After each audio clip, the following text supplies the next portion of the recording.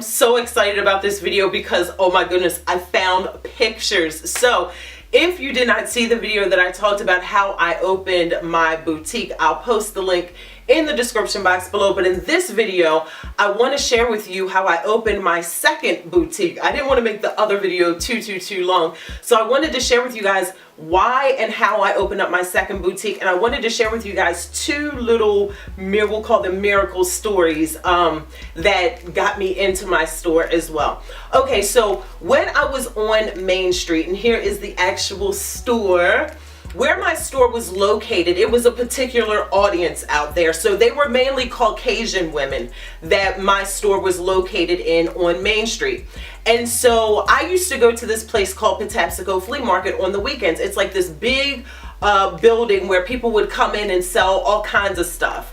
And so I opened up a space down there and opened up in the weekends because I would do like crochet hats and scarves and things like that the market on Main Street really wasn't a big fan. I mean, there would be some people that would purchase it, but my main target market for that kind of item was downtown in Baltimore at Patapsco Flea Market. And so I would make, like you guys saw my older videos, like the big earrings and the big necklaces and all of that kind of stuff is the stuff that I used to sell. And so that didn't work well out where my actual physical boutique was. So I opened up another location. Now, down there, it was only open on the weekend. So it was only open on Saturdays and Sundays. And they had approximately 25 to 30,000 people walking through there in that weekend. And this is for my business owners. One mistake, I just want to share this as a side note. I did not collect email addresses, you guys. Oh my goodness, like you guys have to understand that phone numbers, email addresses, and names are like gold. They are like gold. When you're in business, you need emails and phone numbers and people's names. Anyway, so I was down there with approximately 25 to 30,000 people each weekend. And so there would be times that I would make more money in those 2 days when I was at Patapsco Flea Market than I did my whole entire week at my actual boutique. And so I did that for like about a year, and it was so amazing and so awesome. So that's how and why I opened up my second boutique. So I want to share with you guys two little miracle stories about how I opened up my boutique. Okay, so you guys saw the sign that I posted yesterday where it had my actual phone number, the 410-517 bags. Well, when I called the phone company to actually get my business line, I asked him, you know, they give you the prefix that's like set in stone. They give you the prefix or the area code in which you are. But then if you're a business owner, they'll ask you, do you want to customize your phone number? And so because my main thing that I made was purses and bags, I wanted it to be bags. And so I asked him I think it's 5112 or 5117 bags. I think it's 5112, I think.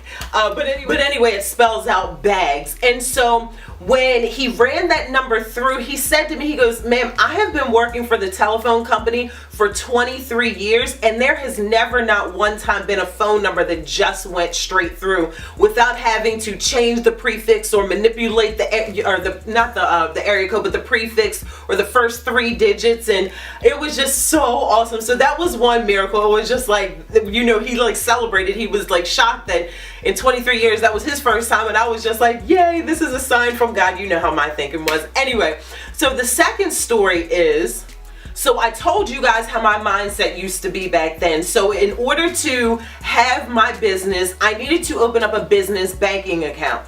And so if you guys have ever opened up a checking account, you know in order to open up a checking account, you cannot have any outstanding balances with any other banks, right? So one morning I called the bank to get the exact dollar amount that I needed to cover from a previous balance that I did not cover, but now I need to do it because now I need the bank because I'm in business now and I need to have a business banking account. See, those debts, they always catch up to us, guys. But anyway, so I called the bank in the morning to ask them how much I needed, exactly the dollar amount, so I could get a money order.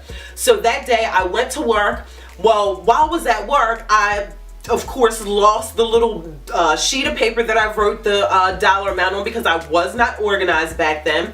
So I had to call the bank again. After I closed my store, I was going to go to the grocery store to get the money order to pay off my debt so I could then open up the business checking account. So I called that afternoon to get the payoff amount again. And the lady said to me, she goes, "Miss Richardson, I'm sorry, there is no, your balance is zero. There is nothing for you to pay." And I'm like, "Ma'am, I just called this morning and it was like $200 and something. I just need the exact amount so I can get the money order and come and pay you guys off." And she said, "Ma'am, I can't give you a dollar amount if there is nothing to give you. Your balance is zero." So I'm just like, oh my goodness. Like, so I get off the phone with her. I called my church, Empowerment Temple. Hey, Pastor Brian, if you ever watch any of my videos. So I called Pastor Brian and I spoke to, I believe it was Minister Chris at the time.